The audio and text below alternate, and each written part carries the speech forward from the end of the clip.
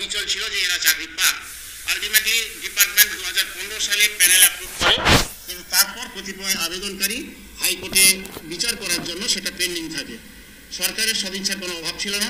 Ultimately 2021 সালে কোর্টের রায়ে, ডিভিশন বেঞ্চের রায়ে আমরা 1506 জনকে অ্যাপয়েন্টমেন্ট দিয়েছি।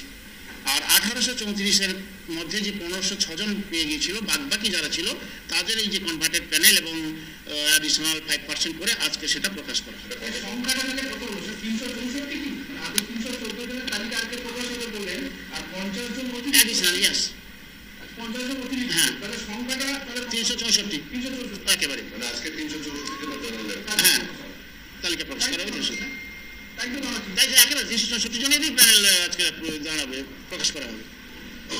চাকরি প্রার্থীদের দাবি এই যে 1506 জনের মধ্যে 622 জন নন জয়নিং ছিল, এবং আজকে যেগুলো অ্যাপয়েন্টমেন্ট দেওয়া হবে তার যে নন জয়নিং গুলো, এই যে গোটা নন জয়নিং লিস্টটা, সেটা কি হবে?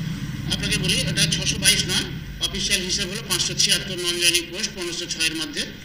আমরা ডিপার্টমেন্ট, আমাদের জেলার কোনো পোস্ট ছিল না। আপনি জানেন যে ফিনান্স ডিপার্টমেন্ট থেকে সুপার নিউমারিক 1403টি পোস্ট পাওয়া যায়, এবং আমাদের হাতে ছিল 103। এই হিসাবে 1506-এর অ্যাপয়েন্টমেন্ট তখন হয়।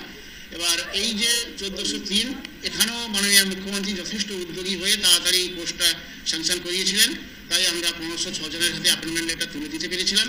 যারা নন জয়নিং, তারা সংখ্যাটা হলো 576 নন জয়নিং পোস্ট ছিল। সেই পোস্টের এগনেস্টে এই যে 364 জন অ্যাপয়েন্টমেন্ট পাবে। এবার নন জয়নিং যে কনসেপ্টটা আপনি বললেন যে নন জয়নিং পোস্টের কী হবে, এটা এভাবে হয় না। একটা রিক্রুটমেন্ট রুলস আছে, যে রুলসে যদি আমার দেখা যায় 100টা ভ্যাকেন্সি আমি ডিক্লেয়ার করি, তাহলে 100 জন প্যানেল ক্যান্ডিডেট হয়, এবং তারপরে তার পার্সেন্টেজ 5% ওয়েটিং লিস্ট হয়। ওয়েটিং লিস্ট 1 বছর ভ্যালিড থাকে। ওয়েটিং লিস্ট শেষ হয়ে গেলে ওই প্যানেলে যারা আছে বা যদি ভ্যাকেন্সি থেকে যায়